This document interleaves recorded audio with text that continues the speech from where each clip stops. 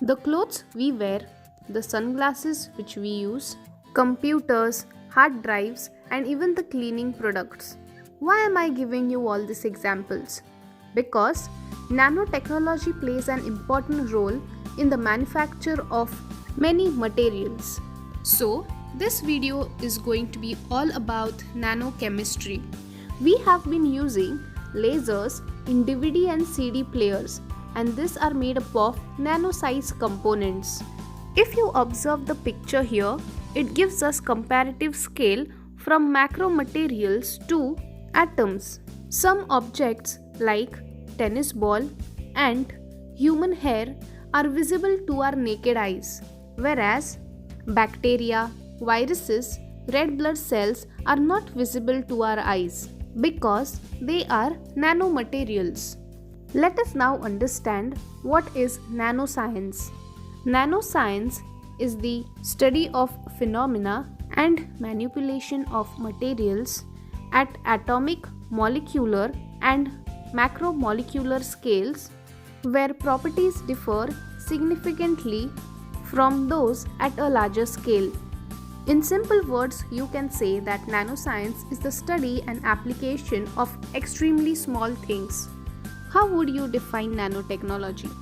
It is the design, characterization, production, and application of structures, device, and system by controlling shape and size at nanometer scale. So, nanotechnology is a branch that deals with making of structures that are less than 100 nanometer long.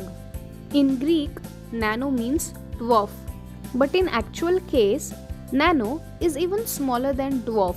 The nanometer scale is defined as 1 to 100 nanometer, and 1 nanometer is 1 billionth of a meter. That is, 1 nanometer is equal to 10 raised to minus 9 meter.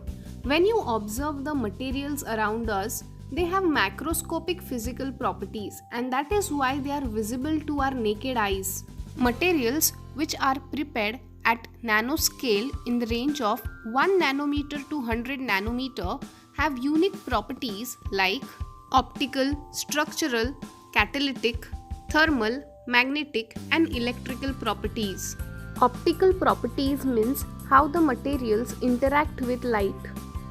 These properties change along with the size and are very much different when compared with the bulk materials. What is a nanomaterial? The material whose structural component has at least one dimension in the nanometer scale, that is ranging from 1 to 100 nanometer. So nanomaterials are larger than single atoms but smaller when compared to bacteria and cells.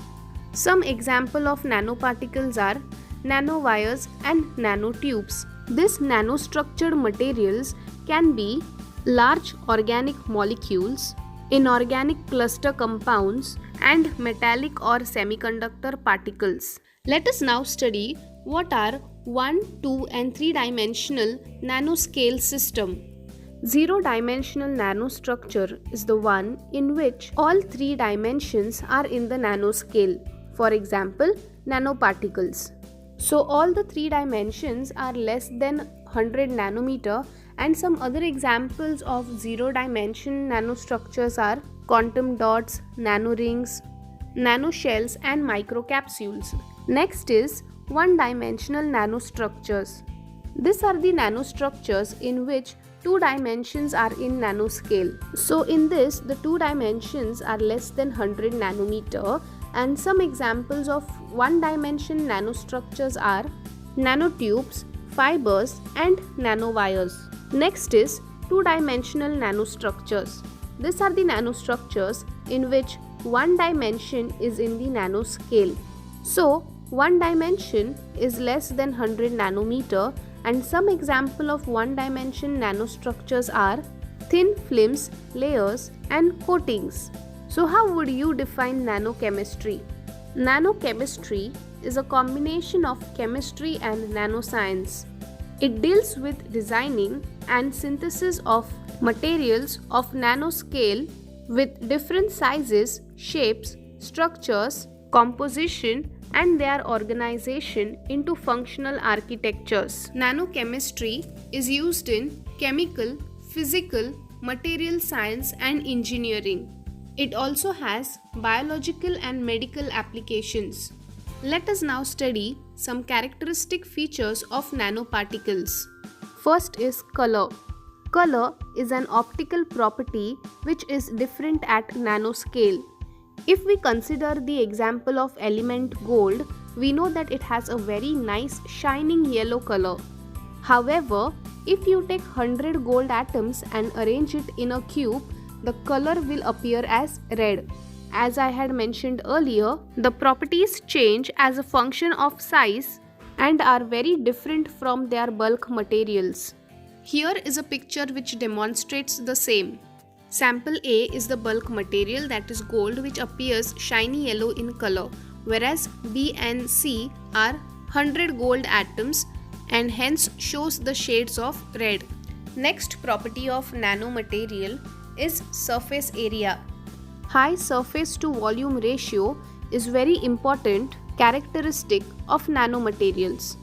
If you take the bulk material and subdivide it into individual nanomaterial component, then the surface area is going to increase. One example I would like to give you here is, if you take a piece of chalk, we know it has some surface area, but if I make the powder of that chalk, then of course the surface area is going to increase depending on each particle of the chalk. So with a larger surface area with the same volume, these particles react faster and provide more reactive sites for chemical reactivity. So here is a picture which explains the surface area of nanoparticles. So here is a bulk material which is cut into cubes until a cube of 1 nanometer cube is formed. So smaller the cube, more surface area it provides. Next property is catalytic activity. When there is increase in surface area with decrease in size, nanomaterial based catalysts show increased catalytic activity. Usually they are heterogeneous catalysts, which means catalysts are in solid forms and the reaction occurs on the surface of the catalyst. One advantage of nanoparticle catalyst is it can be easily separated and can be recycled as well. Some examples of nanoparticle catalysts are palladium and platinum nanoparticle catalyst used in hydrogenation reactions. Titanium dioxide, zinc oxide are also nanoparticles catalysts which are used in photocatalysis.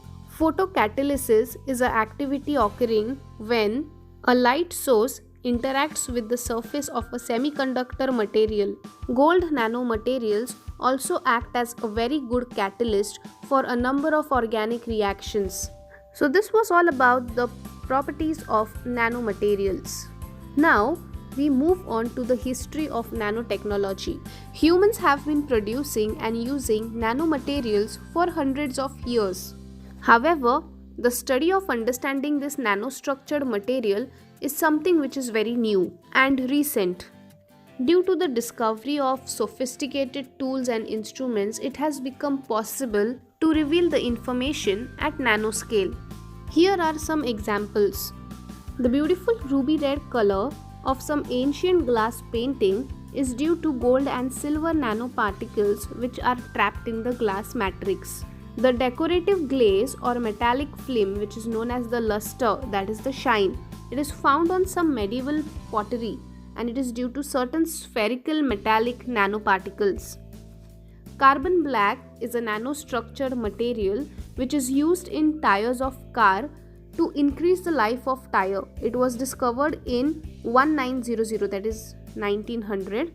The carbon nanotubes, they are made up of graphite sheets with nano-sized diameter and they have highest strength. Fumed silica, which is a component of silicon rubber, is used in coating, sealants and adhesives, and it is also a nanostructured material.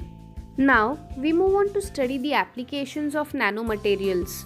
Due to unique physical, chemical, optical, structural, catalytic properties of nanomaterials, they have a lot of applications. Nanoparticles can contribute to stronger, lighter, cleaner, and smarter surfaces and systems. They are used in manufacturing of scratch-proof eyeglasses, transport, sunscreen, crack-resistant paints, and so on. The second application is it is used in electronic devices. For example, the magnetoresistive random access memory, that is MRAM. Nanotechnology also plays an important role in water purification techniques. We all are aware that water contains waterborne pathogens like viruses and bacteria, and there are billions of people who are without access to this improved water supply. So the provision of safe drinking water is currently a high priority. So recently a cost-effective filter materials coated with silver nanoparticles is used as an alternative technology. Here, silver nanoparticles act as highly effective bacterial disinfectant which removes E. coli from water. Next application is self-cleaning materials. Now lotus is an example of self-cleaning. Though lotus plant grows in muddy water, its leaves always appear clean. The plant's leaves are super hydrophobic, which means they do not like water. So nanostructures on lotus leaves repel water, which carries dirt as it rolls off, and lotus effect is the basis of self-cleaning windows. The last topic under this chapter is the advantages and disadvantages of nanoparticles and nanotechnology. First, we will be studying the advantages. So because of nanoparticles and nanotechnology, there is a revolution which is seen in electronics and computing.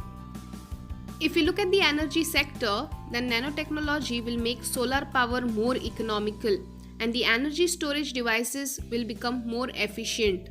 In the medical field, manufacturing of smart drugs helps cure faster and without any side effects. So curing of life-threatening disease like cancer and diabetes will be helpful with the help of nanoparticles and nanotechnology.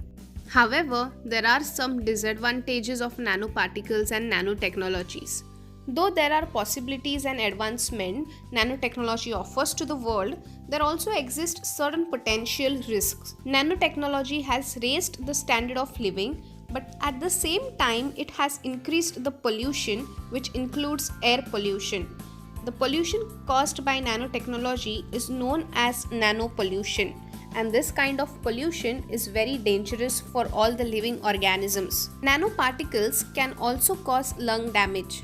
When we inhale the particulated matter, it gets deposited throughout the human respiratory tract and then it deposits in lung, causing lung damage.